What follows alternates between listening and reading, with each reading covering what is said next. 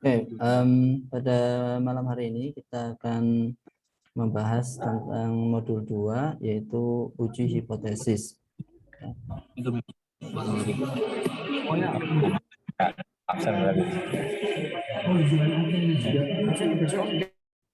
Ya, uji hipotesis ya. Jadi hipotesis itu apa? Hipotesis itu adalah dugaan ya, dugaan sementara. Ya, bentar. Hipotesis itu adalah kalau berasal dari kata hipo dan tesis. Hipo itu adalah sementara, kemudian tesis ini adalah pernyataan atau teori. Ya, sehingga hipotesis adalah pernyataan sementara yang perlu diuji kebenarannya. Dan untuk menguji kebenaran sebagai tesis, maka digunakan adanya pengujian yang disebut dengan hipotesis tes atau tes hipotesis atau uji hipotesis. Nah, sebenarnya di dalam statistik, bagaimana kita ketahui, statistik itu ada dua macam ya. Ada statistik deskriptif yang sudah kita bahas 2 minggu yang lalu untuk di modul 1. Kemudian statistik yang kedua adalah statistik inferensial. Nah, bedanya apa? Kalau statistik deskriptif itu sasarannya langsung pada populasi. Ya, jadi kita menilai parameter populasi. Nah, statistik inferensial itu karena biasanya populasi itu sangat besar sehingga kita tidak ataupun kondisi yang sulit ya untuk didapatkan, sehingga kita menggunakan nilai-nilai statistik yang disebut di statistik inferensial. Ya, jadi untuk menduga ya, kita tidak bisa mendapatkan langsung nilainya, tetapi kita bisa menduga.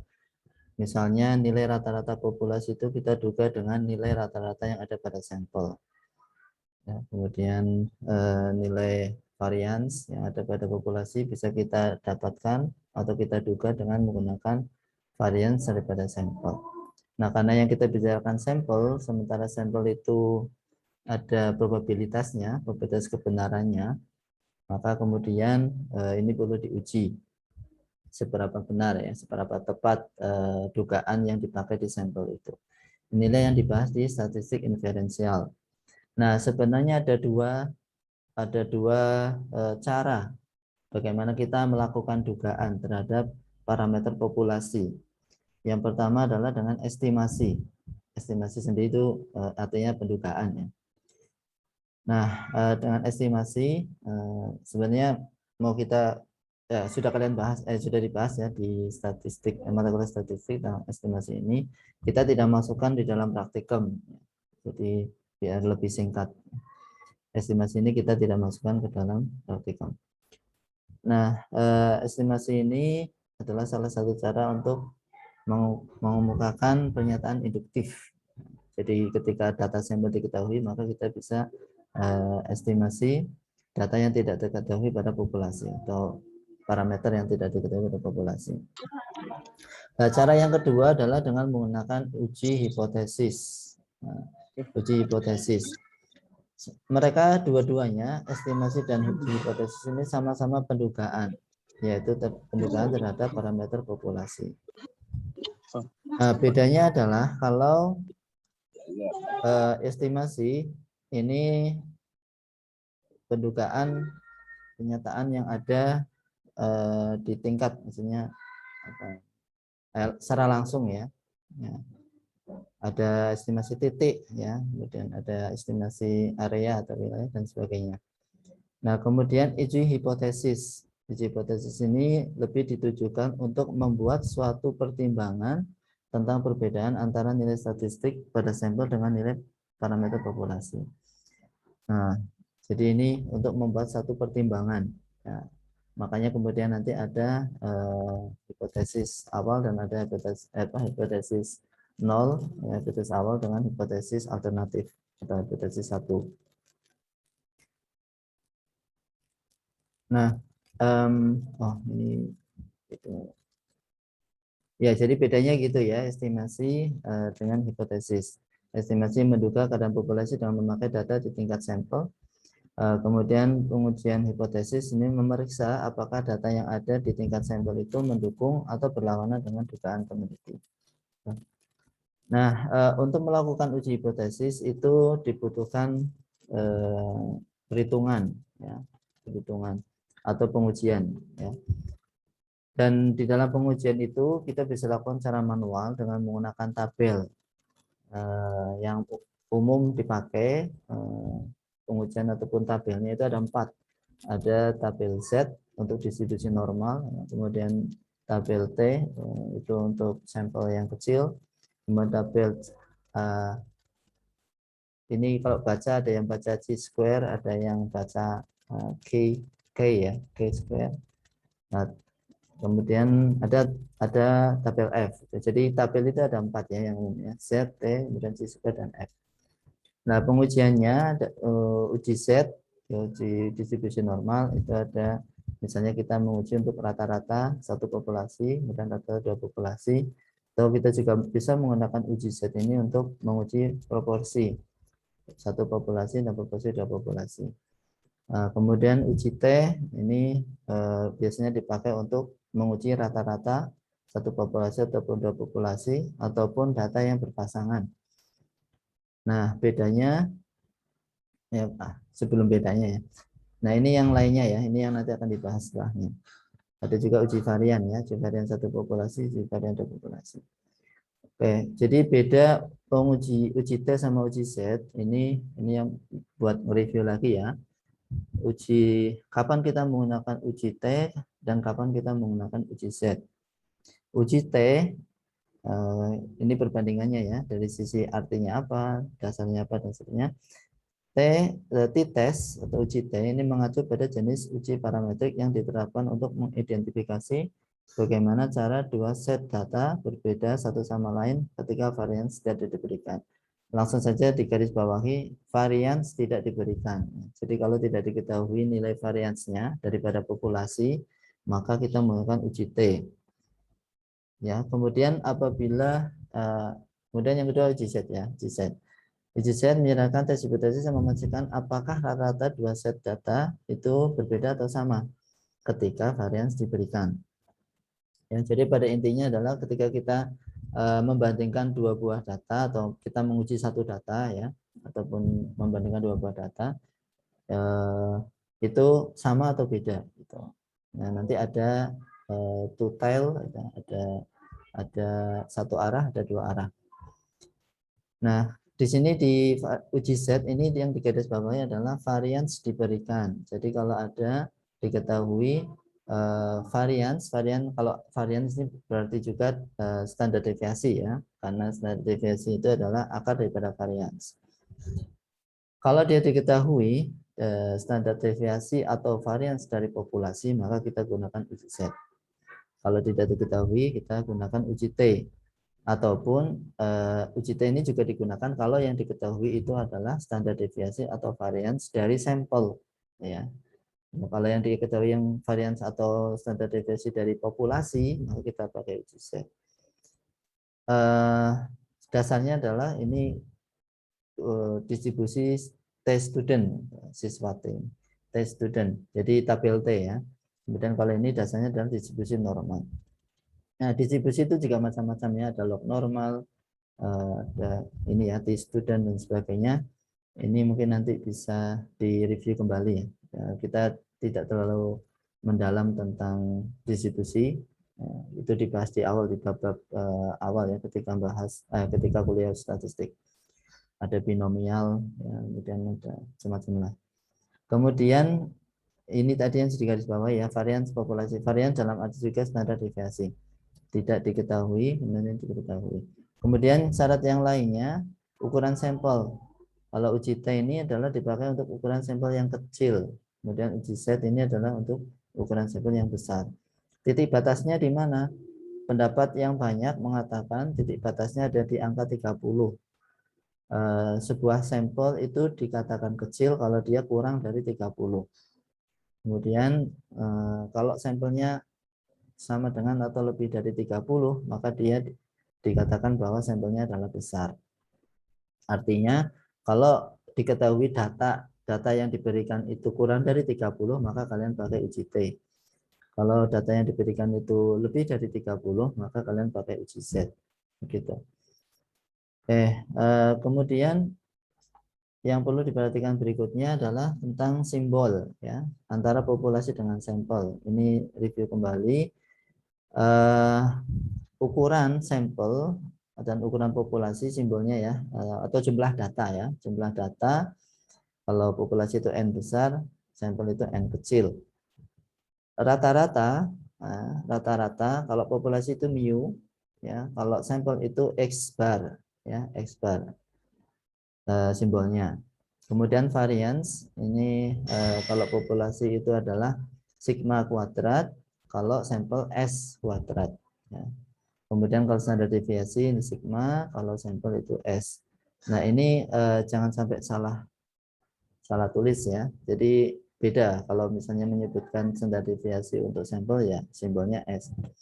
Kalau untuk populasi sigma. Oke. Kemudian aplikasinya pada Minitab. Pada Minitab ini ada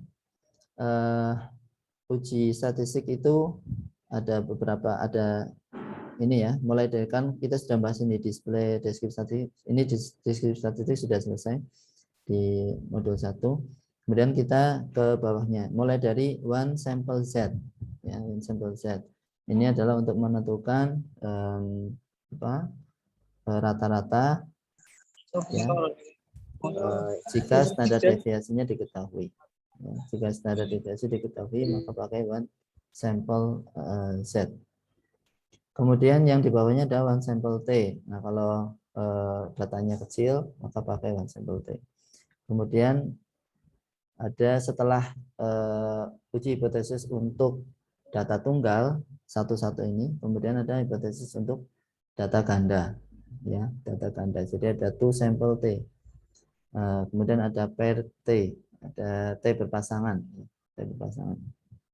Nah, kemudian di bawahnya ada one proportion, ada two proportion. Jadi uji proporsi atau uji persentase.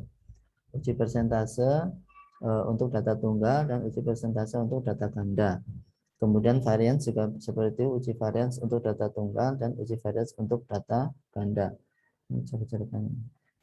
Jadi ini yang akan kita bahas. Kita tidak bahas yang sample position rate sama two sample position rate. Karena yang dipelajari di mata kuliah statistik sebelumnya itu hanya 3 ini.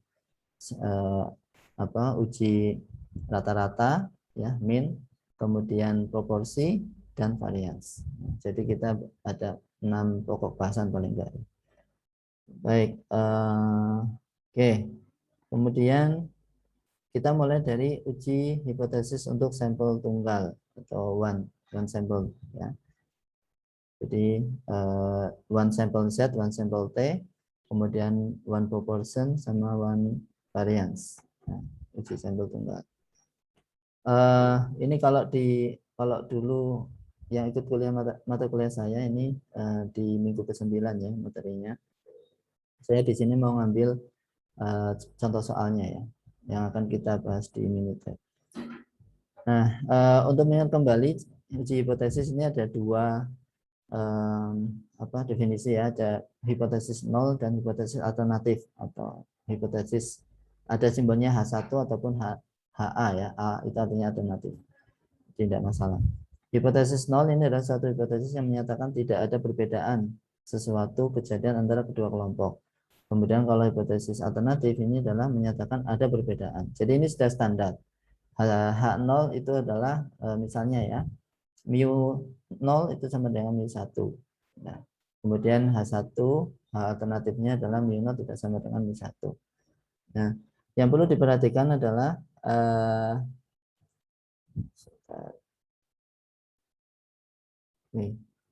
hipotesis deskriptif. Oke, misalnya oke, ini aja deh. Jadi ini ya hipotesis, pernyataan hipotesisnya. Ini yang standar ya, H0 mu1 sama dengan mu2 ya. mu1 sama dengan mu2.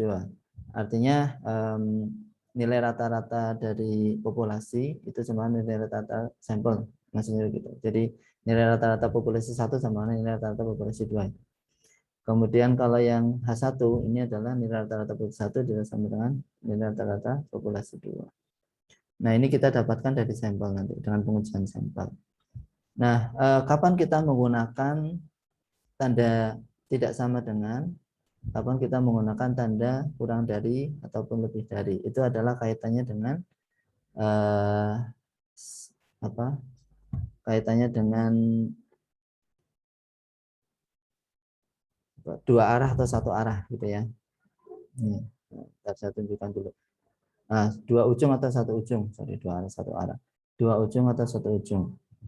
Nah, kalau kita kalau yang kita periksa atau kita tes itu adalah uji dua ujung, ya uji dua ujung, maka kita menggunakan tidak sama dengan. Ya. Tapi kalau misalnya kita kita mau uji satu ujung, misalnya lebih dari atau kurang dari, ya itu maka kita gunakan tes untuk satu ujung ya. Jadi lebih dari atau satu, nanti di Minitab juga kelihatan. Oke. Nah, dua ujung. Contoh. Oke, dua ujung dulu. Biasanya dua ujung dulu baru satu ujung. Nah, nanti di di modul 2, di pembahasan modul 2, kalian kerjakan dua cara ya, yaitu yang pertama dengan menggunakan cara manual ya, dengan menggunakan tabel. Kemudian cara kedua dengan menggunakan Minitab. Ya, kita akan bandingkan hasilnya. Bedanya di mana? Nanti bedanya akan kelihatan di kalau yang di manual itu kita menggunakan tabel, jadi diketahui nanti hasil dari tabel nilai pada tabel itu berapa. Yang itu kemudian kita bandingkan dengan hasil perhitungan rasio uji ya, di sini disebut rasio uji ya. Nah, kalau yang di Minitab itu kita nanti akan menggunakan p-value. Nah, p-value. Apa itu p-value nanti saya jelaskan. Nah, saya jelaskan dulu yang manual ya, yang manual. Oke. Misalnya ini, manajer pemasaran sebuah produk aditif bahan bakar mengatakan bahwa jumlah rata-rata produk aditif yang terjual adalah 1.500 botol per apa ini? Nah, ada satuannya. Dengan deviasi standar 150. Ya. Seorang karyawan di pabrik ingin menguji pernyataan manajer tersebut dengan mengambil sampel selama 36 hari. Dia mendapatkan bahwa jumlah penjualan rata-ratanya adalah 1.450 botol. Mungkin per hari ya, penjualan per hari. Dengan menggunakan tingkat kepentingan alfa 0,01, apakah kesimpulan yang bisa ditarik oleh karyawan tersebut? Oke.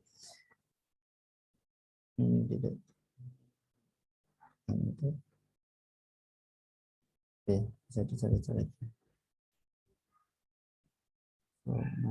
Nah, yang perlu diperhatikan pertama ya, diketahui nilai rata-rata klaimnya adalah 1.500. Klaimnya si manajer. Oke. Ini adalah hipotesisnya ya. Nilai rata-ratanya dari hipotesis 0 ini adalah 1.500. Oke. Deviasi standarnya diketahui 150. Nah, deviasi standarnya diketahui kalau pakai ini nggak bisa pakai ini. Oke. Deviasi standar diketahui 150. Ini malah tambah bingung. Udah. Nggak usah pakai itu. Nah, kemudian pengujiannya selama 36 hari. N-nya selama 36 hari ya. Kemudian didapatkan nilai rata-ratanya adalah 1.450. Ini nanti akan kita masukkan ke perhitungan tabel ya. Dengan menggunakan tingkat kepentingan alfa 0,01. Tingkat kepentingan itu apa ya? Berlawanan. Lawannya tingkat kepercayaan ya. Kalau 0,01 itu berarti 1% ya. Nah, tingkat kepentingannya itu 100%. Artinya dugaan itu melenceng, kemungkinan melenceng cuma 1% aja. Artinya bahwa si manajer ini percaya 95%.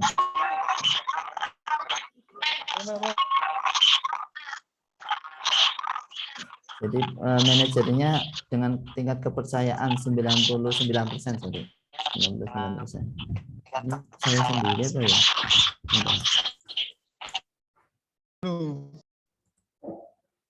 Suaranya dari mana ini?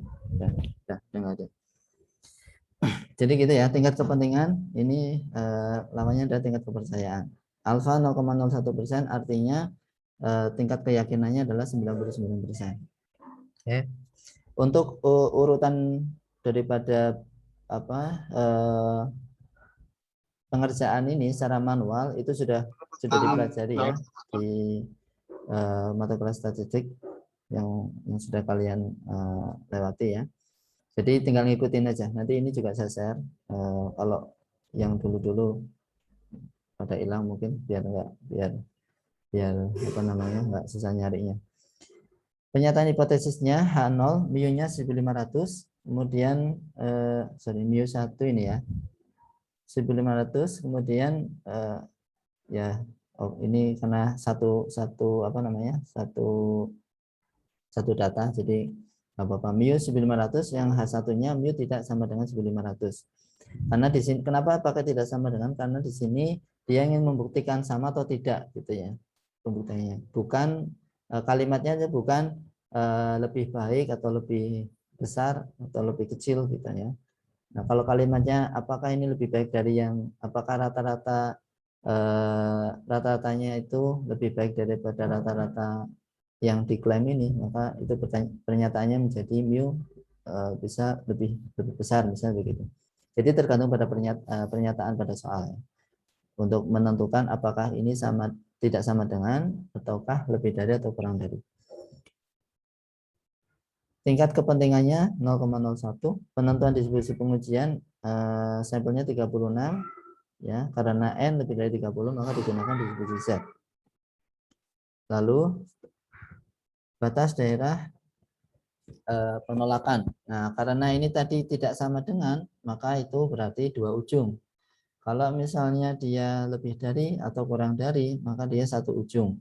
Nah, bedanya apa? Kalau dua ujung, maka alfanya dibagi dua. Ini dalam perhitungan manual ya. Kalau di Minitab nanti nggak ada pengaruhnya. Alfa per 2. Jadi yang digunakan adalah lihat pada tabel Z0 plus minus ya, Z 0,005. Tadi kan alfanya 0,01. Nah, setelah dilihat di tabel distribusi normal, nilai daripada Z 0,05 adalah 2,575. Ya, 2,575.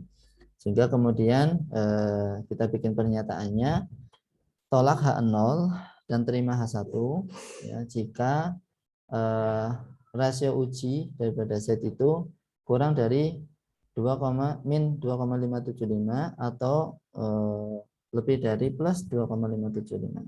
Jika tidak, maka terima H0. Nah, ini kalau digambarkan di dalam grafik, ya, kalau di dalam grafik ini adalah seperti ini. Ini min 2,275 tadi berapa ya?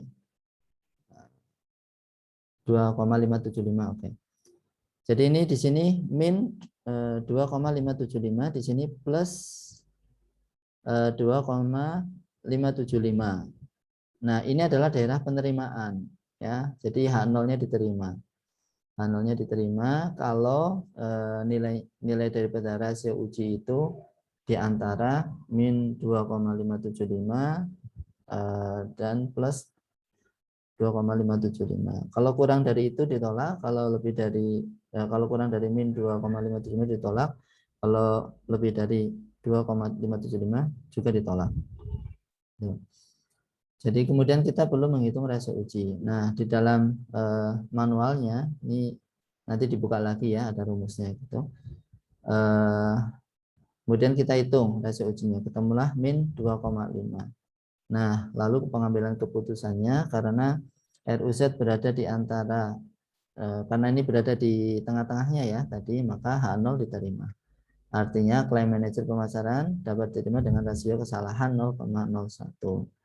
Nah, Untuk apa sih rasio apa perhitungan ini ya? Kalau kalian lihat, kita kembali ke soalnya. Coba lihat. Rata-ratanya 1.500, kemudian si salah satu karyawan itu ingin membuktikan ternyata ratanya bukan 1.500 tapi 1.450. Nah, nilainya kan beda nih rata-ratanya ya. Satunya 1.500, 1.450. Nah, kita mau menentukan ini klaimnya apakah dengan angka 1.450 ini kita masih bisa mengatakan bahwa si manajer ini mengatakan hal yang benar gitu ya ataukah tidak. Nah, ini kan perlu ukuran ya, perlu dihitung gitu loh. Di dalam statistik itu tidak langsung oh ini 1.500 dia bilang oh saya buktikan nih ternyata 1.450 nggak sama berarti salah gitu kan. Nah, nggak seperti itu. Nah, untuk membuktikannya ini perlu uji statistik seperti ini. Nah, apakah 1450 ini masih di dalam toleransi ataukah tidak gitu. Nah, ini semua tergantung dari jumlah sampel gitu ya. Kemudian standar deviasi walaupun nggak dipakai di sini, tapi dipakai nanti di Minitab. Kemudian nilai apa tingkat kepentingannya gitu. Jadi nggak bisa langsung kita oh enggak sama berarti salah gitu. Nah, tapi kita uji dengan statistik uji hipotesis seperti ini. Kemudian kita coba kerjakan di Minitab. Nah, di Minitab untuk mengerjakannya itu sangat mudah sekali ya. Ini langsung cuma berapa step aja. Start, basic statistik. Nah, kemudian tadi kan cuma satu sampel. Ya, jadi kita pakai satu sampel karena N-nya itu 36 lebih dari 30 maka kita pakai Z. Kemudian yang kedua, kenapa kita pakai Z? Karena tadi diketahui bahwa standar deviasinya sudah dimunculkan nih standar deviasinya. Nah, sehingga menguatkan kita pakai Z gitu ya. Oke, kita pakai uji Z. Nah, kemudian belum muncul. Nah, ada pilihan yang pertama muncul di sini ada pilihan. Kalian perhatikan di sini ada pilihan one or more sample each in column. Jadi ini datanya ada di mana gitu. Apakah datanya tersedia pada kolom-kolom yang ada di sini ya. Ya. Kalau datanya ada di sini di kolom-kolom ini maka kita pilih ini. Nanti kemudian misalnya ya, saya tuliskan aja. Misalnya ya, 10 20 30 misalnya gitu. Terus kemudian 40 sorry 15 20 5 misalnya gitu. Oke.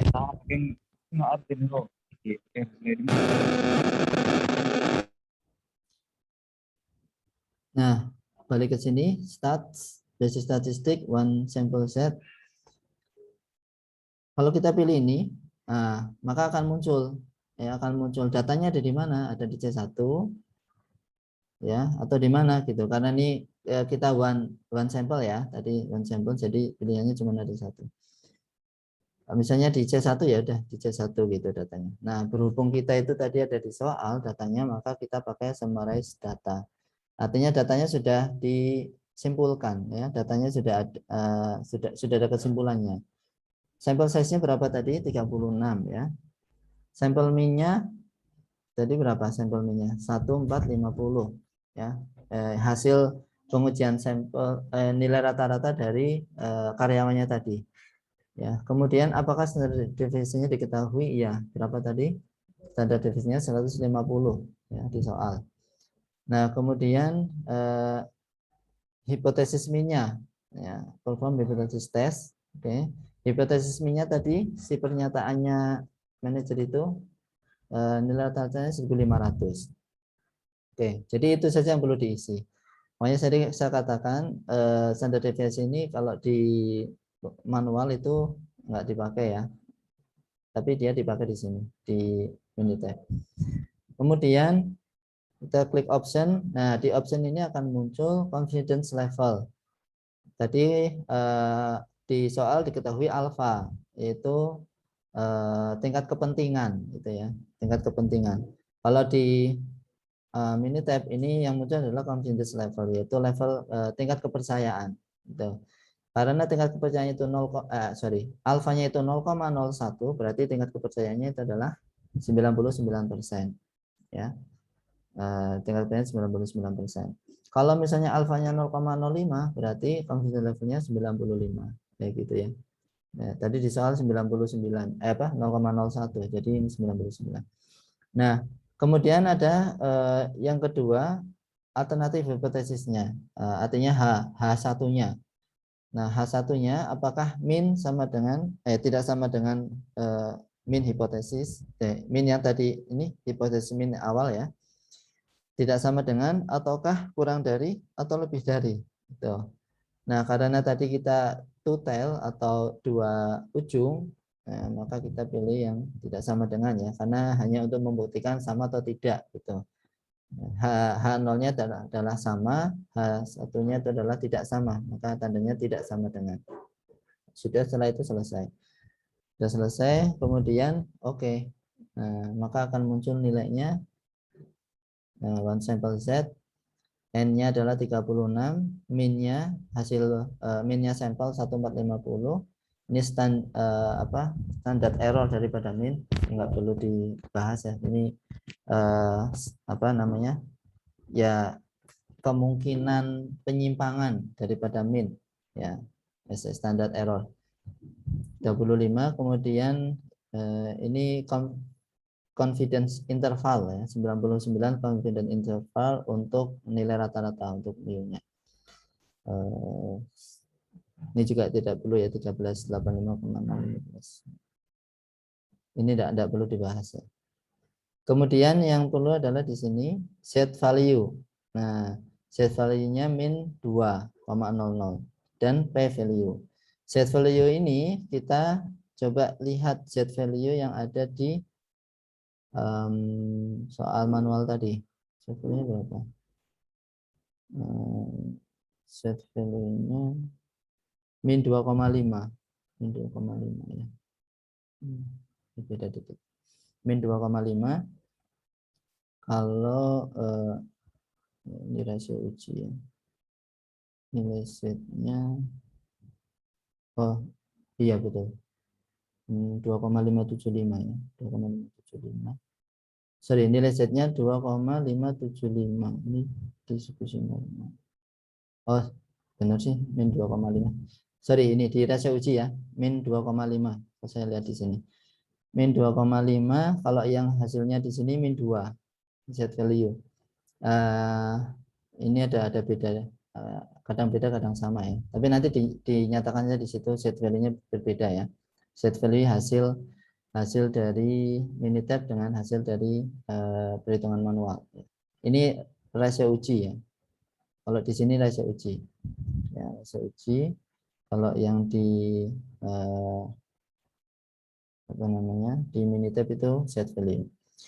Nah, di dalam penentuan apakah H0 diterima atau tidak, apakah H0 diterima atau ditolak, itu kita menggunakan p-value. Nah, p-value bagaimana menentukannya? Dan kita bahas dulu p-value. Di mana ya? P-value.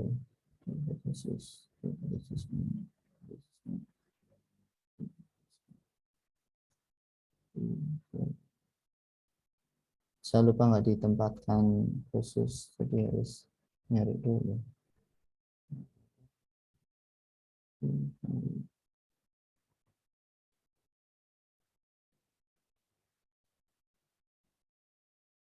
Oh ini.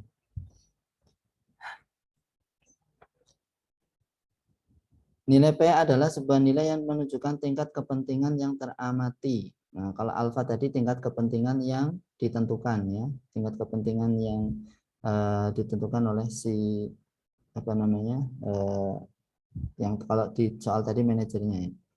Jadi ini yang teramati ya, nilai alfa sebenarnya lah begitu ya, yang merupakan nilai kepentingan terkecil ya, di mana hipotesis nol akan ditolak apabila suatu prosedur pengujian hipotesis tertentu digunakan pada satu sampel. Jadi ini adalah nilai kepentingan terkecil di mana hipotesis nol akan ditolak.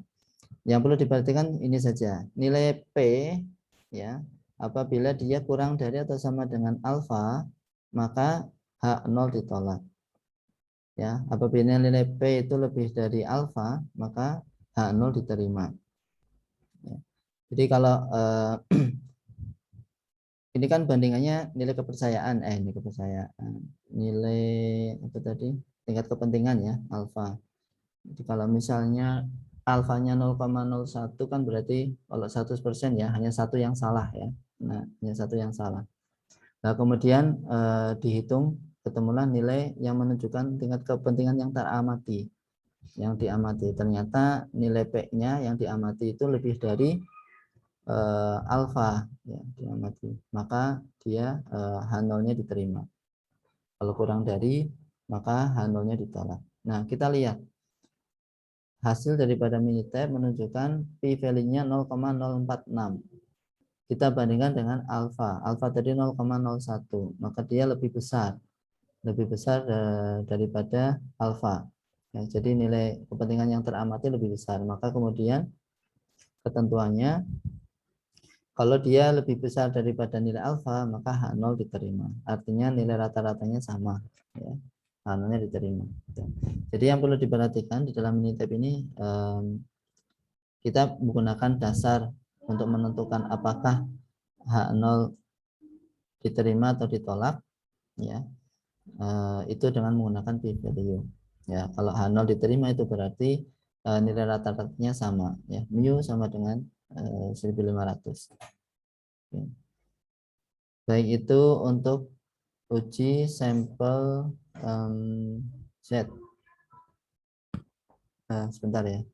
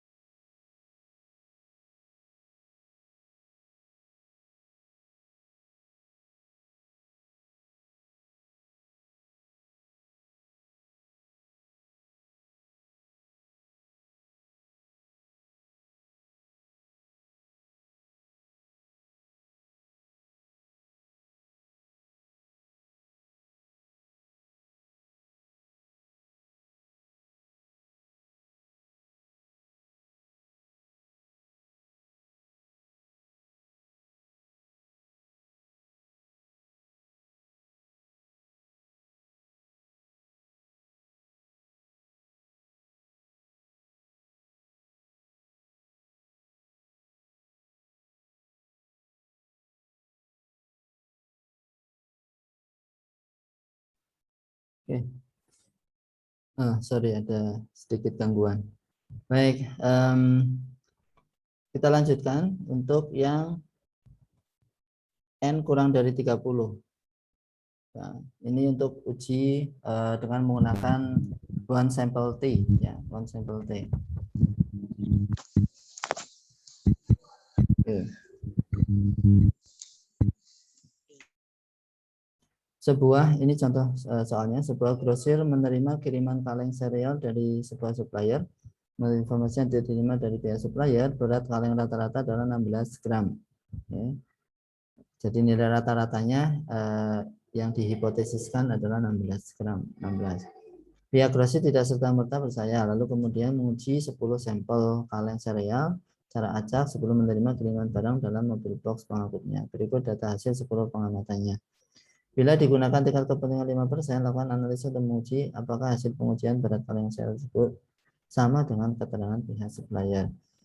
Ini datanya diketahui ya. Datanya diketahui, jadi tidak menggunakan summarize data ya. Kalau di Minitab-nya nanti kita hitung secara manual dulu. H0 mu sama dengan 16, H1 mu sama dengan tidak sama dengan 16, karena tadi pertanyaannya masih sama atau tidak gitu nilai rata-ratanya. Tingkat kepentingan alfa 5% atau 0,05, berarti nanti confidence levelnya adalah 95%. N-nya 10 kurang dari 30, maka digunakan distribusi T. Kemudian karena kita gunakan distribusi T, kita definisikan untuk yang dibutuhkan untuk membaca T-table itu adalah apa namanya, derajat kebebasan ya, yang perlu kita tentukan derajat kebebasannya. Derajat kebebasannya itu adalah V sama dengan N-1. V-nya N-nya 10, maka V sama dengan 9.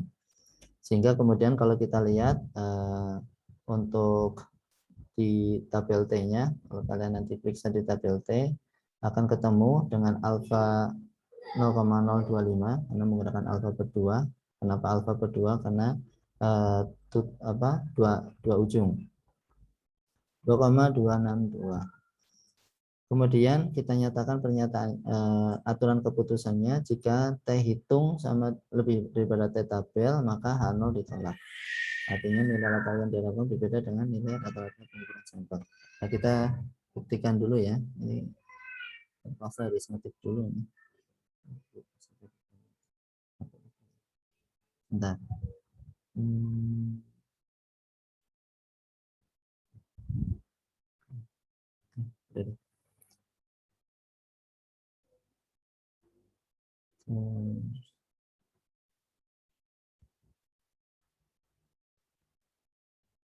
Oh ya. Ini saya pakai buku ini ya.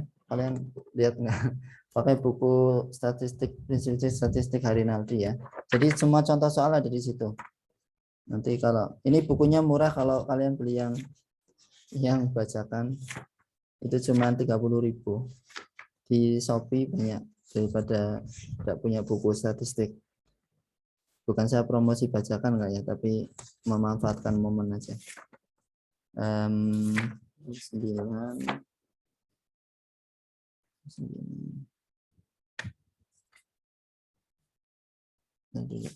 di sini.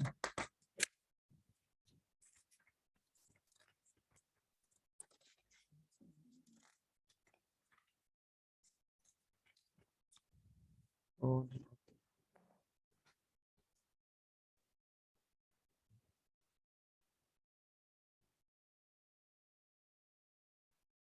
yes. 14,42. Ini kalau kalian bisa ketik di Excel dulu atau langsung ketik di sini juga bisa, nanti di copy.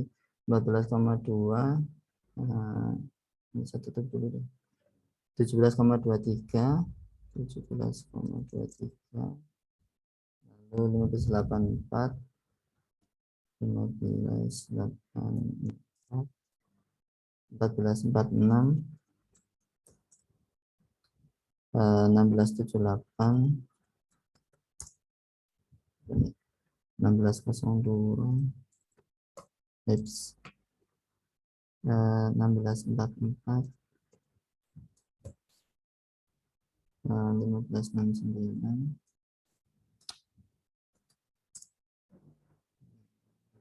15,88 17,26. Oke, saya taruh di C4 ya. Kita tes statistik one sample T ya, karena tadi sampelnya cuma 10, kurang dari 30. Kemudian tanda deviasi juga nggak diketahui. Nah, kita pakai kolom, karena kita pakai kolom. C1, C2, C4 muncul.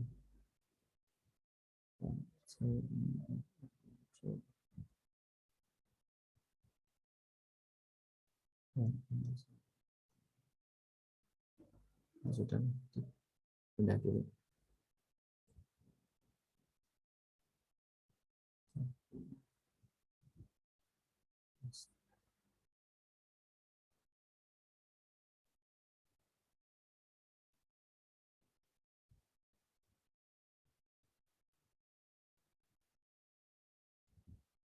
Yes.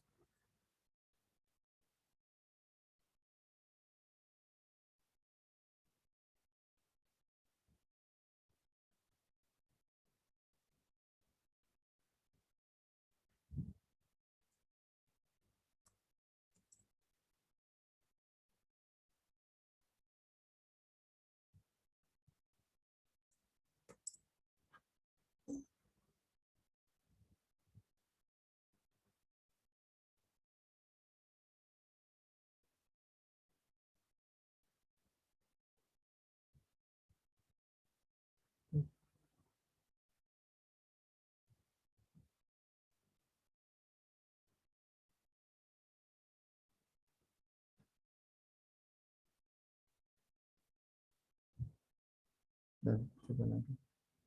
Statistik. Oke, ini untuk contoh aja ya. Coba 15.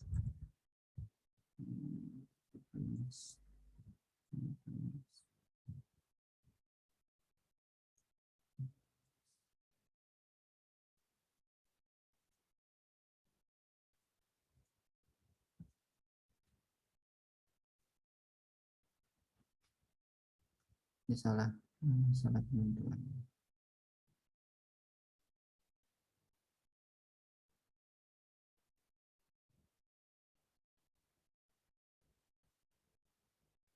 Nah, banyak salah koma ini. Oke,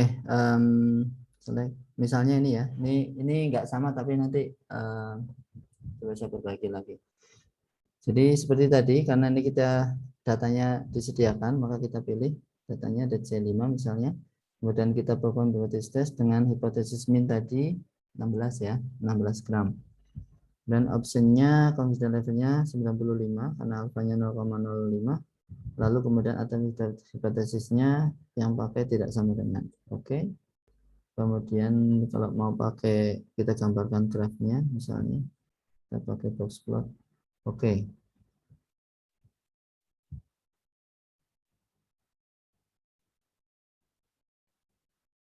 Nah, nanti ini ya, nanti ketemu minnya berapa, sensitivity-nya berapa, dan seterusnya.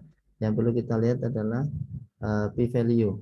Nah, nanti p-value ini apakah dia lebih dari alfa ataukah kurang dari alfa.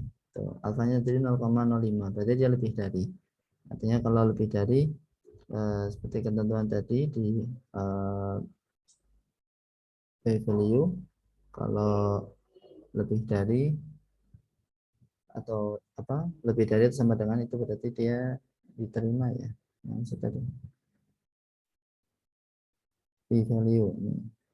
Kalau dia lebih dari maka dia diterima H0-nya. Tapi kalau kurang dari maka dia ditolak. Nah, kita lihat dia lebih dari, maka kemudian H0-nya diterima.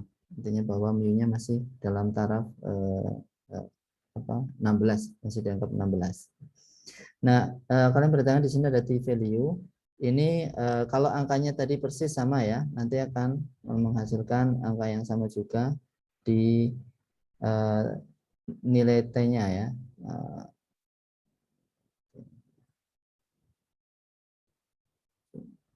Nah, di sini ada nilai t, bukan t tabel ya, tetapi t hitung. Nah, nilai t hitung. Nah, t hitung dihitung dari mana? Ada rumusnya t hitung. Ya, dari nilai rata-rata sampel, kemudian standar deviasinya terhitung, dihitung rumusnya adalah ini ketemuan 0,006358. Nah, ini nanti persis sama kalau kita pakai angka ini. Tadi nggak muncul ini, dianggap teks ini ya, jadi C4 teks itu bukan angka, dianggap teks, jadi nggak bisa masuk tadi. Oke.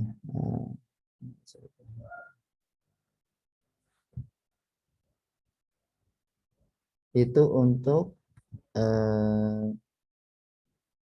pengujian one sample T. Nah, lalu kemudian kita juga akan bahas untuk yang proporsi, nah, yang proporsi sama yang varians. Ya. Calon catat saja proporsi dan varians. Ini sudah tadi. Kemudian uji dua ujung dengan definisi standar populasi tidak diketahui juga menggunakan T. Ya. Nanti bisa kalian soal ini ya bisa dicoba sendiri. Ini untuk yang satu ujung. Ini bukan data ya, bisa kita uji juga. 10 hari. Kita coba ya pakai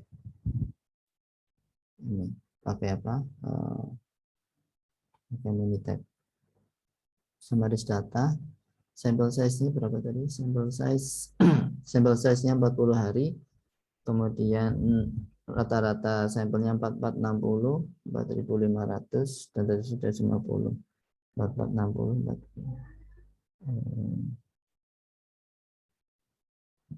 Sampel size-nya 40 hari. Sampel mean-nya 4460. Kemudian standar deviasinya tadi 250 ya. 250. Kemudian hipotesis mean-nya adalah 4500. Kemudian confidence level-nya 1%, 99. Kemudian mean-nya kurang dari pemilik usaha tambang batu granit rata-rata berarti 4.500. Kemudian calon-calon investor mencuri angka tersebut sengaja dibesar-besarkan untuk menarik minat investor. Kemudian ia mengambil sampel 50 hari mendapat bahwa rata-rata batu granit yang dapat ditambang 460 dengan dimensi 50. Dengan tingkat kebenaran apakah terbukti kecurigaan calon investor ini? Jadi investor ini mengira bahwa mu-nya kurang dari 4.500. Mu-nya kurang dari hipotesis mean. Oke. Dari hasil itu kita dapatkan tanda definisi T value-nya min 1,01. Min 1,01. Nih, min 1,01 persis ya. Rasio uji perhitungan manual dengan hasil di Minitab. Ya, T value-nya min 1,01. Nah, kemudian P value-nya 0,159. Sementara alfanya adalah 0,01. 0,01%. Karena dia lebih besar daripada daripada alfa, maka kemudian H0-nya diterima. Ya, H0-nya diterima. Jadi kalau kita simpulkan di sini rasio ujinya ada pengambilan keputusan karena RUZ lebih dari min 2, maka H0 diterima, sama ya. Cuman pernyataannya berbeda. Kalau untuk yang manual itu menggunakan rasio uji, kalau yang Minitab menggunakan P value. Ya, P value lebih dari alfa, maka H0 diterima. Ini berarti bahwa klaim pemilik tambang bisa diterima dengan rasio kesalahan 1%. Kesimpulannya sama. Baik. Lalu uji proporsi untuk sampel tunggal. Uji proporsi. Caranya sama persis ya. Cuman beda di lambang ya. Proporsi itu lambangnya pi. Pi ya. Proporsi. Kalau rata-rata dari mu. Langsung aja ke contoh soal. Editor jurnal teknologi dalam satu minggu mengatakan hanya 25%. Nah, kalau ada kata-kata persen ini berarti dia proporsi ya. Proporsi. 20% dari mahasiswa Fakultas Teknik yang membaca jurnal tersebut setiap edisi terbit, setiap terbit edisi yang baru. Kemudian digunakan sampel acak 200 mahasiswa. Menunjukkan 45 mahasiswa membaca jurnal tersebut. Dengan tingkat kepentingan 0,05, apakah klaim editor tadi bisa diterima? Hipotesisnya, hipotesis awalnya proporsi sama dengan 25%. Ya, kemudian hipotesis alternatifnya tidak sama dengan 25. Yang tidak sama dengan 25%. Tingkat kepentingannya 0,05. Kemudian sampelnya 200 karena lebih dari 30 digunakan distribusi Z. Nah, di dalam perhitungan manual ini perlu ditentukan ya menggunakan distribusi Z. Di Minitab ini nggak kelihatan. Di Minitab nanti nggak kelihatan untuk yang suatu proporsi. Ya. Kita hanya perlu memasukkan number of event dan number of trial. Ya.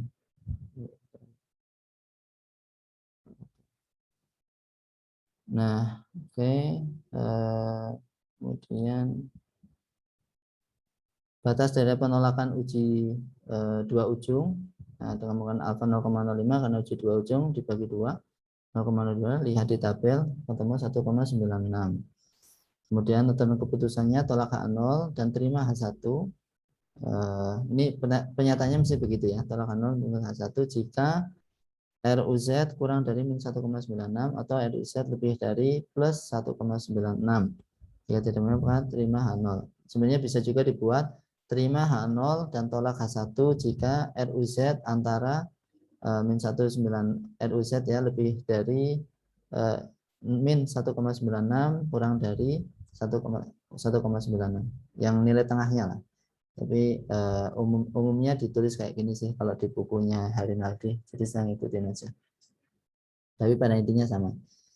Lalu kemudian dihitung rasio uji dengan rumus yang ada di penjelasan 0,81 karena RUZ berada di antara plus 1,96 dan minus 1,96, maka H0 diterima. Artinya claim editor bisa diterima. Kita coba pakai Minitab. Number of eventnya tadi mahasiswanya ada 200 ya. Kemudian yang masuk 45 ya. Maksudnya yang menjawab iya ya. Sorry.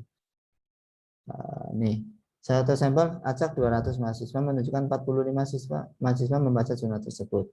Jadi trialnya sampelnya itu 200, trialnya 45 ya. Eventnya 200 dan yang 45, kemudian hipotesis awalnya proporsinya adalah 25%. Is too large. 0,25 sorry. 0,25.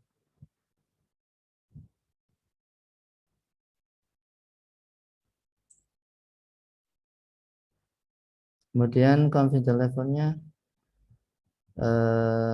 tadi berapa confidence levelnya? 0,05 ya, 95%. Ya 95. Lalu alternatif hipotesisnya tidak sama dengan metodenya eksak ya. Oke. A single integer constant value dari 200. Baru.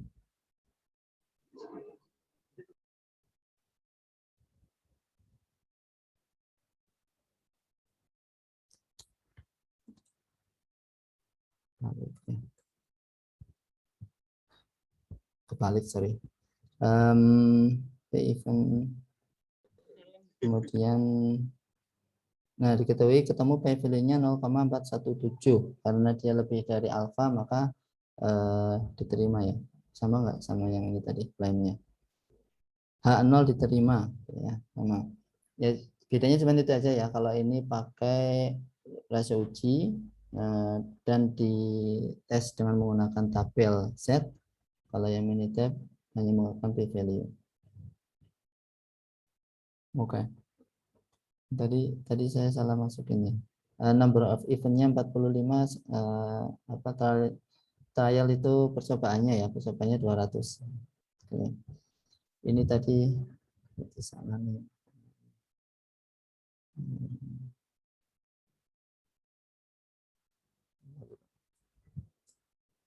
Nah, nanti aja deh. Pakai koma bukan pakai titik. Oke, kemudian yang berikutnya yaitu pengujian varians. Varians sampel tunggal ya. Teorinya udah. Contoh soal, sebuah perusahaan farmasi membuat tablet untuk mengobati suatu jenis penyakit tertentu dan proses pembuatan obat tersebut dianggap di luar kontrol jika deviasi standar dari berat tablet yang dihasilkan adalah melebihi 0,0125 mg. Satu sampel acak yang terjadi di 20 tablet diperiksa dalam pemeriksaan periodik dan diperoleh deviasi standar 0,019 mg dengan rasio kesalahan 5%. Tentukan apakah produksi tablet tersebut sudah di luar kontrol. Hipotesisnya adalah variansnya standar deviasinya ya, karena varians dengan standar deviasi itu anggap satu ya. Ini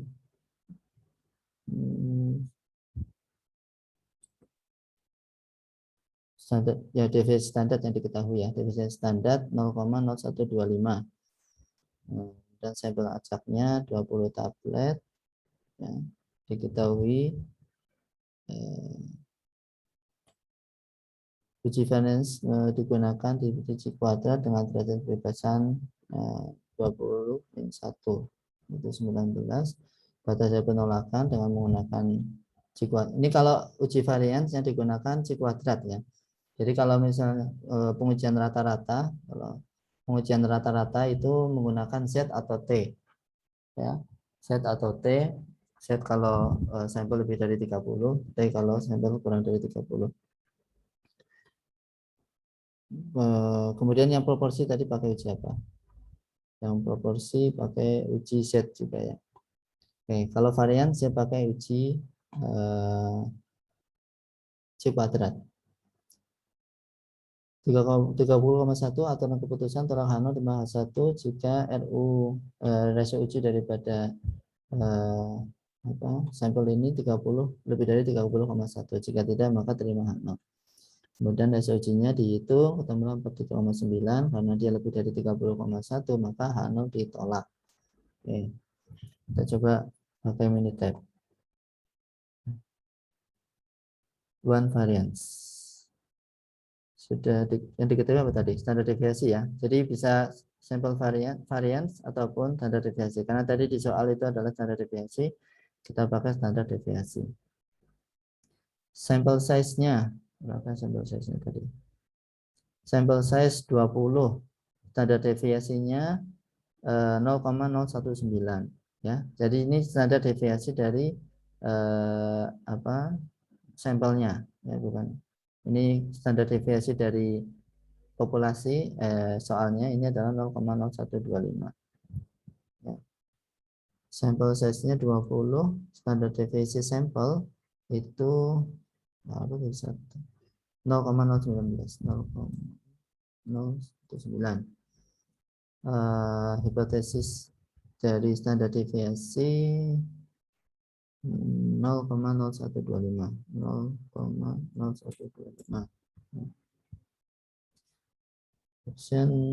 confidence levelnya 5%, berarti 95. Kemudian yang dites karena dia tesnya adalah apakah lebih dari ya.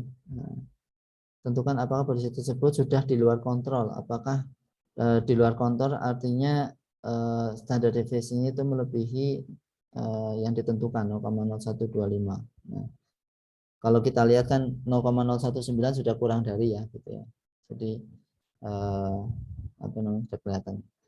Alfa lebih dari 0,0125 karena dia melebihi alfa yang lebih dari ya hipotesis standar deviation. Oke.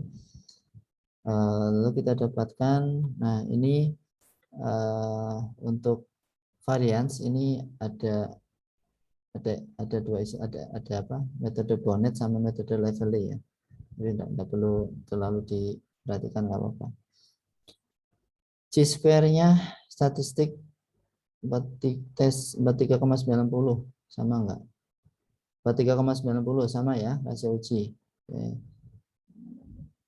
Kemudian p-value-nya 0,001. Nah, lihat p-value-nya 0,001 berarti dia kurang dari atau lebih kecil dari alfa. Alfanya tadi 0,05 kan ya? 0,05 alfanya. 95% ya. Karena p-value itu kurang dari alfa, maka H0 ditolak atau H1 diterima. Ya. H0 ditolak atau H1 diterima. Jadi kalau P-nya itu kurang dari alfa atau kurang dari atau sama dengan alfa, maka H0-nya ditolak, H1 diterima. Ya, kesimpulannya begitu ya. Ini berarti konsisten antara perhitungan manual dengan perhitungan di Minitab. Nah, cuma bedanya dasarnya aja ya. Nah, ini kalau apa namanya di perhitungan manual ini kalian harus ngitung ya supaya mereview kembali materinya ya. Jadi ini rumusnya cuma satu kok. Nih untuk rasio uji rumusnya cuma satu. N-1 kali S kuadrat dibagi dengan deviasi standar kuadrat. Sigma kuadrat. S ini berarti deviasi standar untuk sampel, sigma deviasi standar untuk populasi.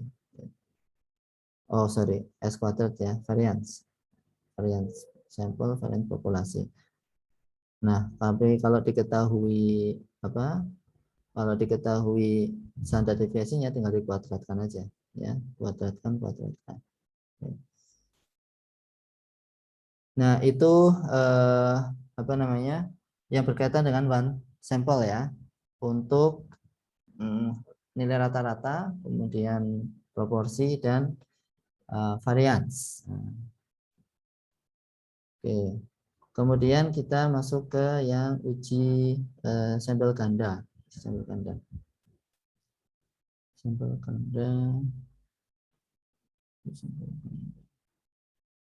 Uji sampel ganda itu di bab 10 ya, di materi bab 10.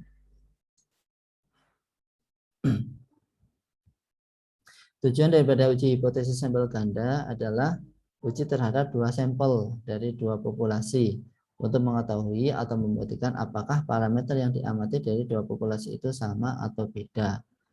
Ya, jadi masing-masing sampel diambil dari populasi yang berbeda, ya. Dari populasi yang berbeda, dengan objek yang sama, ya, yang sama. Asumsi yang harus dipenuhi, data pada dua populasi yang diambil sebagai sampel berdistribusi normal. Sumber data pada populasi pertama harus independen dari sumber data pada populasi kedua. Jadi benar-benar terpisah, ya. Contoh kasus, seorang ahli pompa ingin mengetahui apakah kapasitas dan tinggi tekan sebuah pompa yang diuji dengan posisi vertikal itu sama dengan jika diuji dengan posisi horizontal. Berarti pernyataannya di sini apakah sama atau tidak. Karena sama atau tidak maka dia menggunakan dua ujung. Apakah kalau kasusnya misalnya apakah motor penggerak kipas yang digunakan pada menara pendingin yang dibuat perusahaan A lebih berdaya tahan lama dibandingkan dengan buatan perusahaan B, maka ini adalah perbandingan lebih dari atau kurang dari, maka menggunakan satu ujung. Kalau dua ujung pasti menggunakan alfa bagi dua, ya. Kalau satu ujung alfa, tapi kalau di Minitab nggak kelihatan otomatis.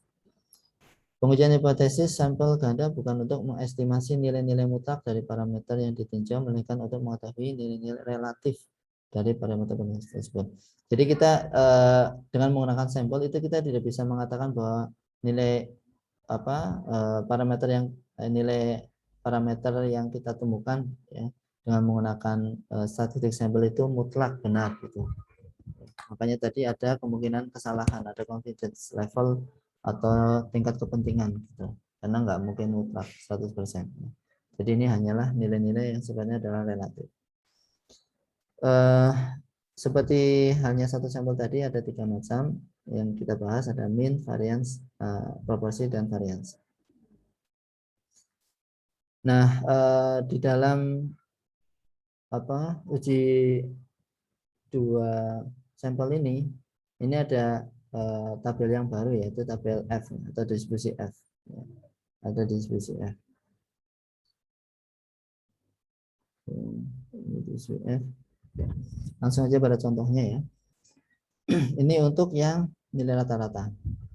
Untuk mengetahui pengaruh pemberian bahan peredam suara pada kompartemen kendaraan, dilakukan eksperimen pengurangan kebisingan dengan detektor bunyi. Tujuan dari eksperimen ini adalah untuk mengetahui apakah ada perbedaan variabilitas dalam mengurangi kebisingan, mengingat harga kedua bahan tersebut jauh berbeda. Diasumsikan bahwa hasil eksperimen mengikuti distribusi sebagai berikut. Bahan A ada 8 sampel yang diuji, 8 kompartemen. Ini nilai desibelnya. Kemudian bahan B ada 9 kompartemen. Dengan uji dua varians, apa kesimpulan yang bisa diambil? Ya. Apakah tadi pertanyaannya kan apakah sama apa enggak, gitu ya. Nah, kita hitung secara manual dulu. Sampel bahan A, kita dapatkan nilainya dari tabel tadi, dari nilai tadi, ya, 41 sampai 49, kemudian B itu 7 sampai 59. Diketahui nilai rata-ratanya, kita bisa hitung, ya, rata-ratanya berapa, kemudian deviasi variansnya berapa. Data berapa, varians berapa. Langkah untuk menguji dua sampel ini nilai rata-rata itu kita tentukan hipotesisnya sama H0, kemudian H1 ada pilihan, nih, apakah tidak sama, lebih dari, atau kurang dari. Kalau tadi pertanyaannya itu adalah sama atau tidak, berarti kita menggunakan yang tidak sama dengan, ya, atau dua ujung. Menggunakan distribusi F karena varians A lebih besar dari varians B, maka yang dijadikan N1 sama N2, ya. N1 sama N2, N1 itu 8 dan N2 9. Nah, ini kemudian dari situ kita bisa tentukan degree of freedom-nya, ya, DF-nya. DF1 itu adalah 8 min 1 7, DF2 9 kurangi 1 8. Kalau kita balik lagi tadi untuk penentuan S1 S2. tadi uji F. Nah, mana ya? Oke deh. S1, S2. Kemudian ditentukan batas-batas penolakan dengan menggunakan uji dua ujung, alfa bedanya 0,025, temu batas kanan dan batas kiri. Nah, F ini kenapa dihitung dua-duanya? Karena kalau uji F ini adalah untuk yang tidak berdistribusi normal, artinya dia ada kemiringan. Kalau kalian lihat grafiknya, apa namanya, distribusi F ini ada skewness ya, ada kemiringan, ya miring kanan atau miring kiri gitu. Nah, maka kemudian ujung sebelah kiri sama ujung sebelah kanan itu berbeda, ya beda. Makanya kemudian kita hitung dua-duanya, ujung kiri dan ujung kanan. Ujung kiri dengan menggunakan F 0,025, nah kemudian ujung kanan ya, F 0,025. Kemudian ujung kirinya menggunakan F 0,975, yaitu lawannya 0,025. Kemudian DF1-nya 7, DF2-nya 8. Ya, ketemulah di situ di tabel ya 0,02578. 0,025. Oh, ini 0,05 ini. Ini pakai tabel yang lain. Ini V1, ini V2 ya. V1, V2. V1, V2,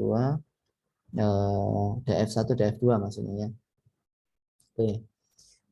Aturan keputusannya tolak H0 dan terima H1 jika RUF rasio uji daripada F itu lebih dari 4,529 atau kurang dari 0,204. Kalau kita gambarkan seperti ini.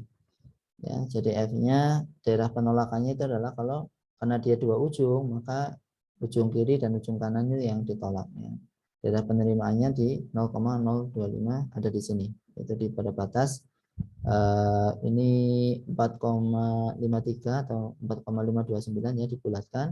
Sebelah kiri ini 0,204. 0,204. Sebentar, ini nolnya di sini ke 0,204. 0,204. Ya anggap aja ini dekat sama 0 ya, supaya gambarnya jelas digeser kali kalau langkah begitu. Oke, mestinya dekat sama 0. Nah, setelah itu rasio ujinya rasio uji daripada F ya, S1 varians 1 banding varians 2 itu hasilnya 2,656. Oke. Maka kemudian karena RUF itu kurang dari 4,53, ini posisinya di mana? 2,656 di tengah ya. Maka H0-nya diterima. Oke, berarti membuktikan bahwa tidak ada perbedaan signifikan terhadap variabilitas hasil dari kedua eksperimen tersebut. Ya, jadi kedua eksperimen tersebut memiliki varian yang sama lah, gitu ya. Baik. Walaupun kalau kita lihat nilainya beda jauh nih, variansnya 60,29 dengan 98, tapi dianggap sama. Coba kita masukkan di, kalau ini kayaknya saya sudah bikin deh. Saya lihat dulu.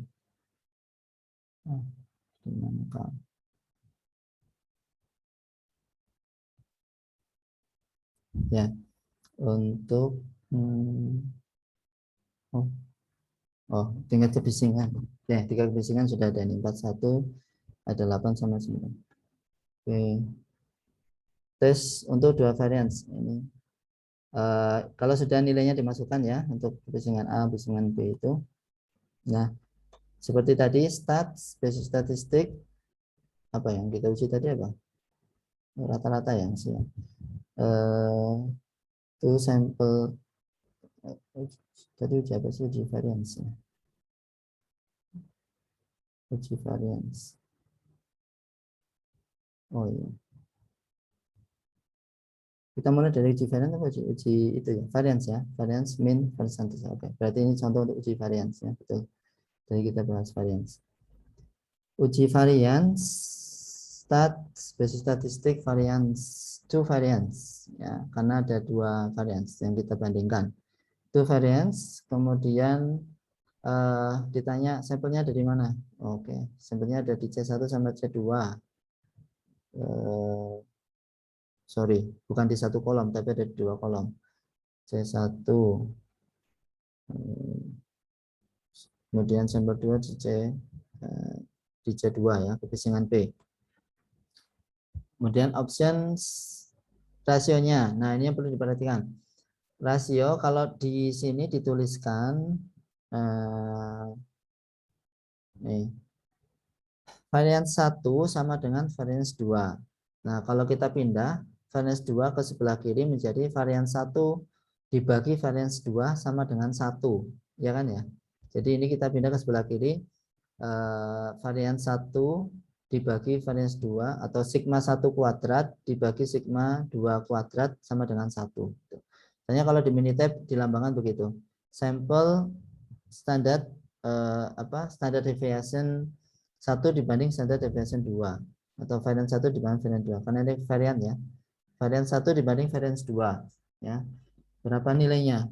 Varian 1 dibanding varian 2 nilainya 1 karena tadi rasionya ya. Persis sama dengan ya. Varian 1 sama dengan varian 2. Maka varian 1 dibagi varian 2 itu sama dengan 1. Ini nilainya apakah harus 1? Ya sebenarnya tidak ya, sebenarnya tidak. Tetapi di dalam contoh-contoh itu ya hipotesisnya sudah demikian bunyinya. Ya, varian 1 sama dengan varian 2 gitu. Karena varian 1 sama dengan varian 2 maka varian 1 banding varian 2 sama dengan 1. Kalau di pembahasan yang lainnya itu nilainya K gitu. K itu artinya bisa berapapun. Oke. Kemudian alternatif hipotesisnya tadi karena 2 ujung ya. Nah, kita hanya menguji sama atau tidak gitu, maka kita pakai 2 ujung, kita pakai tidak sama dengan. Oke, lalu sudah. Ini use test and confidence interval based on normal distribution. Nah, apakah kita mau pakai normal distribution atau enggak? Kita enggak pakai karena kita pakai F ya. Kita pakai uji F. Oke. Kalau sudah, kemudian grafnya misalnya kita pakai summary plot tiga-tiganya lah. Oke.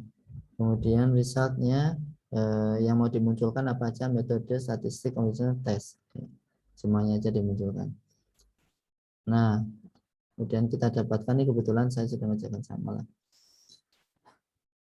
Tingkat kebisingannya, ya standar deviasinya sama variance-nya. Jadi variance sudah dihitung secara manual. Ini dihitung dalam Minitab sama 260 dan 98 ya. 260 dan 98. Kemudian nilai rata-ratanya nilai rata-ratanya tidak muncul ya. Estimated ratio ini tadi RU-nya 2,66 ya, 2,66. Ini kita lihat berapa tadi. Rasio ujinya 2,656.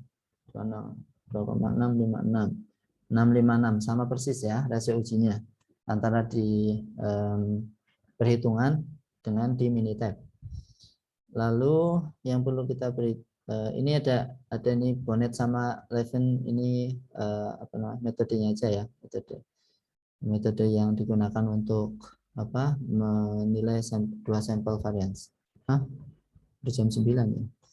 Nah, P-value-nya diketahui di sini P-value-nya 0,296 dan 0,283. Ya. Ini Bonnet test dan ini Levin test. Saya tidak begitu paham bedanya ya, tapi ya kita berdasarkan P-value aja deh. P-value-nya dia lebih dari alfa. Alfanya tadi 0,05. Kalau dia lebih dari alfa berarti H0-nya diterima. H0-nya diterima ya. Karena P-nya lebih dari alfa. Nah, jadi sama kesimpulannya antara perhitungan manual dengan Minitab. Oke. Lanjut ini varians. Kemudian uji min, uji nilai rata-rata untuk sampel ganda. Nah, ini ada ketentuan yang agak panjang sebenarnya kalau uji min ini bisa menggunakan ini ya sebagai acuannya. Nah, apakah menggunakan distribusi Z ataukah menggunakan distribusi T, tapi pada prinsipnya sama sih dengan yang tadi itu. Kalau diketahui standar deviasi pada populasinya ya pakai set, atau sampelnya lebih dari 30 ya pakai set. Oke, uji T pasangan untuk populasi saling tergantung. Kalau sudah punya uji T, ini berarti kemungkinan besar adalah sampelnya cuma sedikit, ya kan? Sampelnya cuma 8. Ini ada beberapa model ya di dalam pengujian sampel ganda untuk min ini. Uji T pasangan, ya, kemudian yang saling tergantung, artinya populasinya dependen ya, saling tergantung, baik independen. Kemudian uji Z untuk populasi yang independen. Ya. Jadi kalau sampel yang diambil dari dua populasi yang independen dan berdistribusi normal, maka kita pakai uji Z, misalnya gitu. Dan biasanya sampelnya memang lebih dari nilai deviasi standar telah diketahui atau ukuran kedua sampel lebih dari 30, pakai uji Z. Kalau yang uji T tadi, ini untuk yang saling bergantung ya, apa namanya? Jadi ini tidak independen ya, populasinya tidak independen, tidak berdiri sendiri, bisa jadi karena diambil dari populasi yang sama. Kalau kita lihat saluran sajian informatika sedang menganalisis program barunya. Jadi diambil dari sampel yang sama ya. Kalau kita lihat contohnya, seorang sarjana informatika sedang menganalisis suatu program baru untuk mengolah database.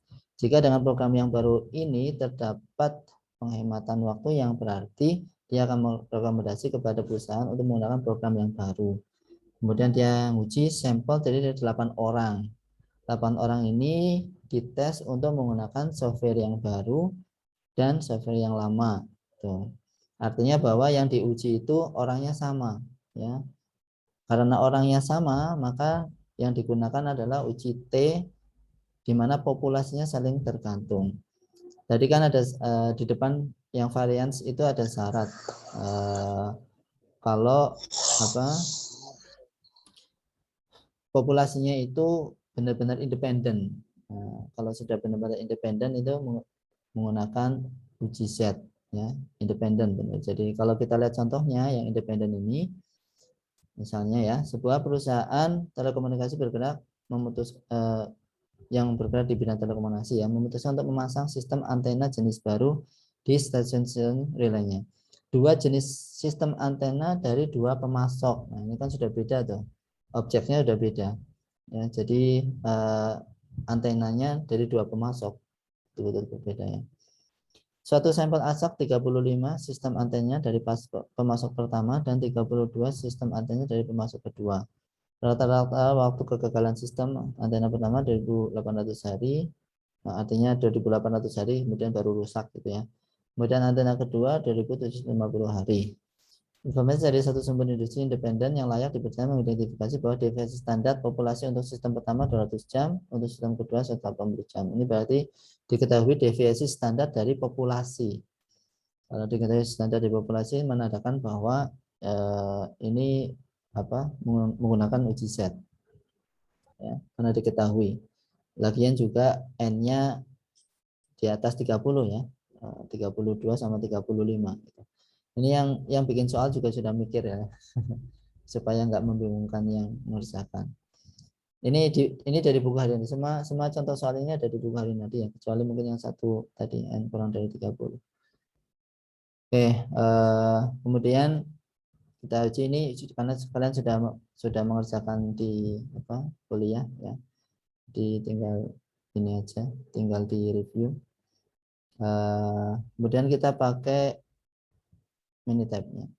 Nah, untuk yang pertama tadi program baru dan program lama, kita gunakan uji T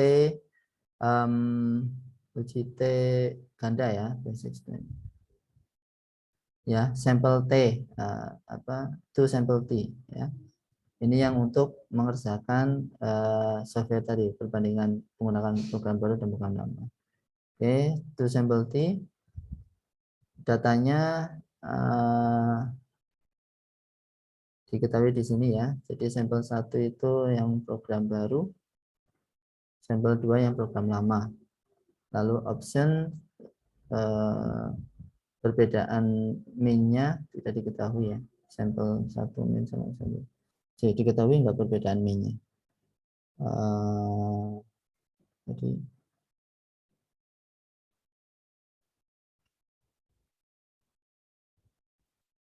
nggak diketahui, nggak cuma 8 orang aja sih. Baik. Kemudian alternatif hipotesisnya adalah dua ujung ya, tidak sama dengan. Oke. Lalu aja dites, kemudian kita dapatkan t-value-nya 0,61. T-value-nya 0,61 kalau di perhitungan berapa nih dapatnya nih? 1, baru uji T ya 1,37. Ditesnya 1,37. 1,37 beda ya.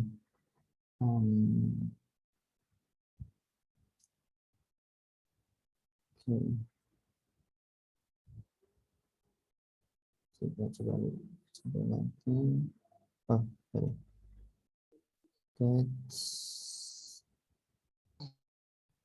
Sampel tes melakukan mana?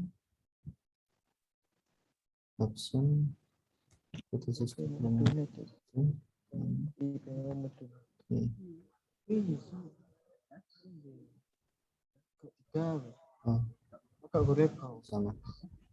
Oke, nanti disebutkan aja kalau sama atau beda t-value-nya ya berdasarkan hasil itu sekalian. Kalau memang sama ya disebut sama, kalau beda dilaporkan beda. Untuk formatnya nanti saya buatkan dulu ya. Ini saya jelaskan dulu. Oke. Itu untuk uji T, kemudian uji populasi independen nggak saya bahas ya. Lalu untuk yang proporsi yang terakhir ya, yang proporsi. Nanti bisa untuk latihan sendiri hasilnya gimana. Untuk T sampel ini yang min banyak macamnya ini. Uji T sampel ukuran kecil dan seterusnya. Terlalu banyak. Uji hipotesis persentase dengan sampel ganda. Ya, kedua sampel dari dua posisi yang saling independen, kemudian sampel yang diambil dengan populasi cukup besar, yaitu lebih dari 500 atau kurang dari, dan juga N sampai lebih dari 500. Contoh soal, seorang sarjana mesin di pabrik perakitan pompa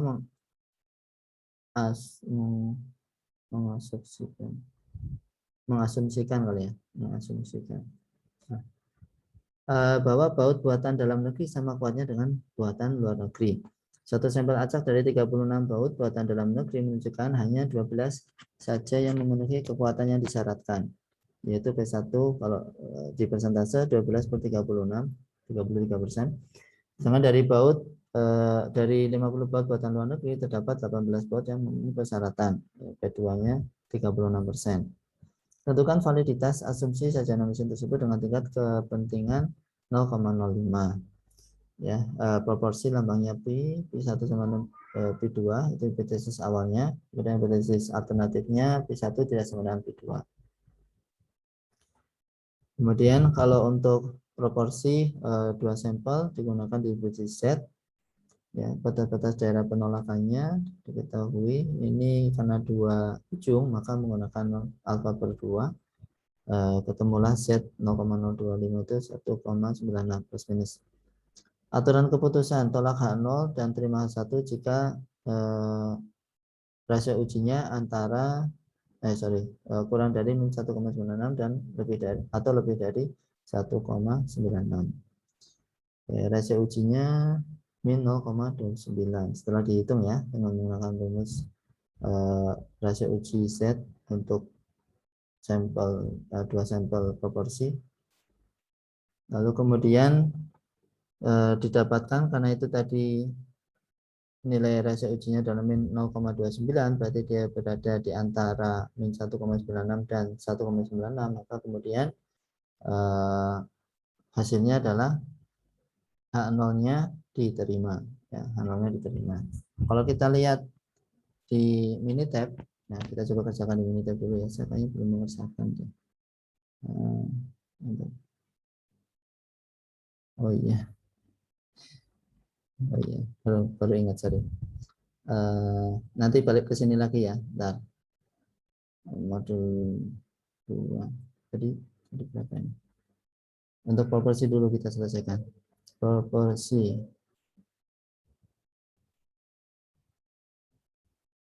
Oke.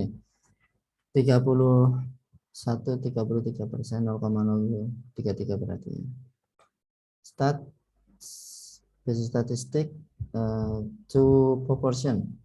Nah, to proportion datanya sudah kita ketahui. Number of event sampel 1. Number of event sampel 1 apa tadi? 12 dari 36. 12 dari 36. Number of event sampel 2 18 dari 50. 18 dari 50. Nomor targetnya 50. Jumlah percobaannya 50, kejadiannya 18. Option interval apa? Kepercayaannya tadi berapa? 0,05 ya. 0,05 berarti 95%.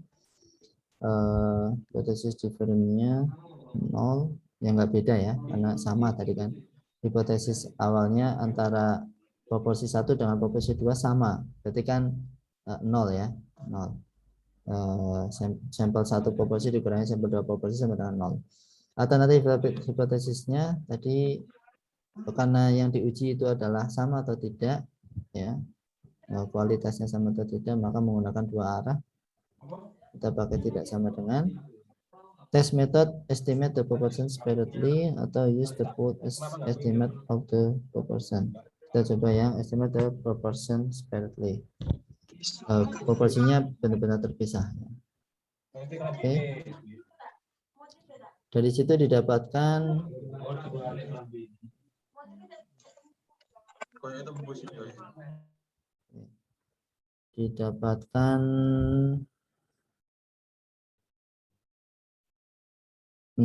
p-value ya. Z value-nya min 0,26 sama ya dengan yang hasil perhitungan, beda dikit ya, min 0,29. Apa beda ya? Mestinya sama. Apa pola beda dikit? Oke. Kemudian p-value-nya ya. P-value-nya 0,797. Untuk normal approximation, kemudian Fisher exact, ini metode yang lain ya, ada dua metode. 0,823. Nah, karena p-value itu lebih besar daripada alfa, maka kesimpulannya adalah H0-nya diterima ya. H0-nya diterima. Benar ya, H0-nya diterima. H0-nya diterima. Oke ya, sama berarti sini. H0 diterima. Nah, oke. Jadi seperti itu ya. Saya ulangi yang apa namanya intinya ya. Tapi sebelumnya tadi saya baru ingat. Ada dua tes untuk T ya. T tes itu ada dua pilihan tadi untuk T tesnya. Ada paired ya, determine whether the means of two dependent group differ. Nah, kalau sorry. Jadi ini ada dua pilihan untuk T, uji T tadi ya, uji T. Gunakan paired T itu jika two dependent groups differ. Jadi kita menguji apa yang grup yang saling bergantung. Nah, kemudian kalau two sample T ini untuk dua grup yang independen ya, independen. Jadi karena tadi soalnya itu adalah yang dependen, mestinya pakai paired ya. Jadi kalau kita uji pakai paired, sudah saya coba sih. Hasilnya inilah pokoknya. Hasilnya ini kalau kita lihat T value-nya 1,37, ini sama dengan T value yang kita hitung pada contoh uji tes mana yang tadi. Ini terlalu banyak contoh kalau yang apa untuk yang rata-rata.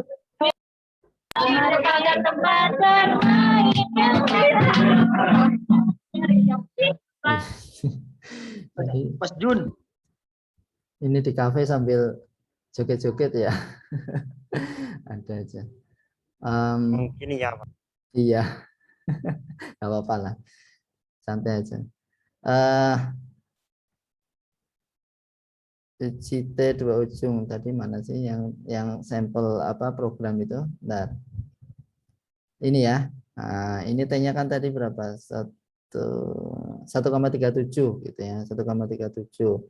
Nah, kita tadi pakai paired di tes ini persis sama 1,37 di value-nya. Ya. Oke, jadi bedanya di situ ya untuk penggunaannya.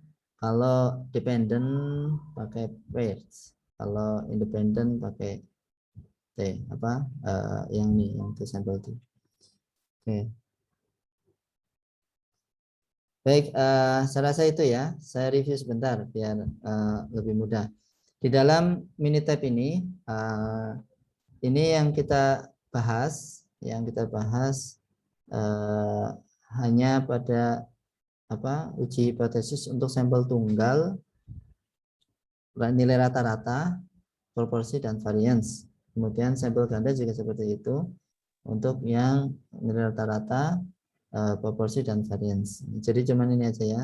Ini one sampel. Tadi udah tahu bedanya kapan harus pakai Z, kapan harus pakai T, kapan harus pakai dua sampel T, kapan harus pakai pair T. Kemudian proporsi ini ya cuma ada satu ya, satu. Kemudian ini dua sampel. Kemudian ini nggak dibahas untuk yang position rate ya, satu sampel position rate, dua sampel position rate. Kemudian variance ya, variance satu sampel, variance dua sampel. Nah, yang perlu kalian kerjakan itu adalah nanti akan saya kasih soalnya. Satu kelompok itu ada 6 soal, masing-masing satu pokok bahasan untuk masing-masing tes ya. Jadi ada 6 soal, satu untuk uji rata-rata satu sampel, kemudian ini 1, 2, 3 ya, kemudian yang sampel ganda juga gitu. Jadi ada 6 soal. Nah, itu soalnya beda-beda. Satu kelompok silakan nanti didistribusi yang anggotanya kan 6 ya, 6 apa 5? 6 ya. Jadi nanti kerjakan individu masing-masing, terus kemudian digabung ya, untuk asistensinya. Ya, asistensinya nanti digabung. Kalau yang modul 1 kan kemarin itu satu kelompok satu gitu. Kalau yang sekarang ini nanti silakan kalian bagi mana dari 6 soal itu mana yang mau dikerjakan sama siapa gitu. Oke. Tapi nanti laporannya jadi satu tetap di laporannya, di asistensinya. Dan diharapkan nanti ketika pembahasan dengan dosen pembimbing itu nanti akan dibahas secara keseluruhan. Oke, yang diharapkan masing-masing bisa memakai Minitab ini karena sangat simpel ya dibandingkan dengan yang kemarin. Ini cuma tinggal klik mana perlu diisi, apakah ini datanya tersedia di sini ataukah datanya sudah berupa data summarize, datanya sudah disimpulkan. Artinya ada sampel size-nya, min-nya diketahui, standar deviation-nya diketahui dan seterusnya. Oke ya. Seperti itu, tinggal ikutin apa yang perlu dimasukkan. Cuman tadi saya sempat keliru ya. Yang pertama keliru sampel yang pair tadi ya, sampel size sama ini ya, oh bukan trial ya, trial sama yang proporsi kan ada number of event sama trial, jadi berapa kejadiannya dan berapa trialnya, berapa uji cobanya gitu ya. Nih. Oke, terus kemudian itu aja sih. Cara pelaporannya nanti saya akan bikinkan ya, tapi pada intinya begini. Untuk pelaporannya nanti setelah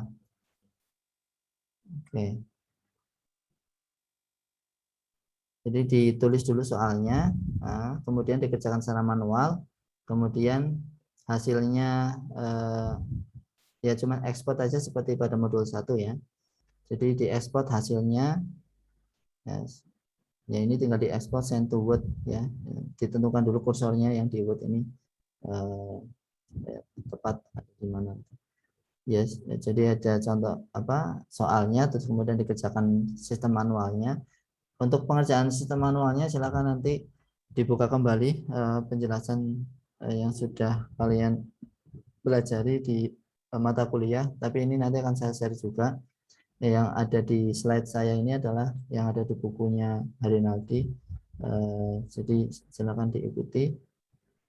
Kemudian tapi tidak persis sama ya, soalnya beda-beda nanti. Kemudian baru di bawahnya, jadi ini soal gitu ya.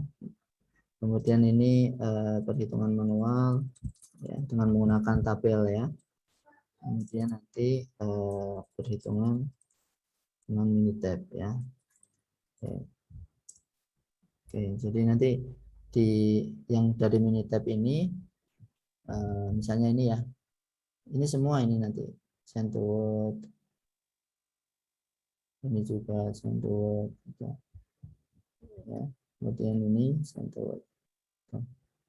Nah, ini nanti muncul semuanya di sini, estimasi hasil-hasilnya kurang satu. Oke. Satu lari kemana tadi? Di tes di value. Oh, yang pertama belum muncul. Begitu ya. Nanti baru pembahasan. Ya, pembahasannya itu sederhana seperti tadi ya. Nah, P value 0,214 lebih dari alfa, maka nolnya diterima gitu ya, nolnya diterima yang artinya nilai rata-ratanya sama gitu. Kalau yang manual ini mungkin lebih kompleks ya, lebih kompleks.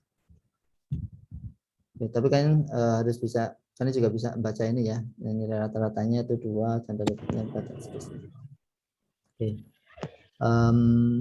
Jadi begitu, saya harapan sudah paham ya. Sudah setengah 10 ternyata. Oke, nanti ini yang tadi bahasan tadi, yang bagian-bagian penting saya potong, nanti saya upload insya Allah di YouTube. Tadi sudah direkam ya, mudah-mudahan rekamannya berhasil ini, karena agak panjang juga ini 1,5 jam. Baik, terima kasih. Sebelum saya tutup, barangkali ada yang mau ditanyakan, silakan. Silakan kalau ada yang mau ditanyakan. Sudah tidur semua, jangan-jangan ini. Aduh, kayaknya.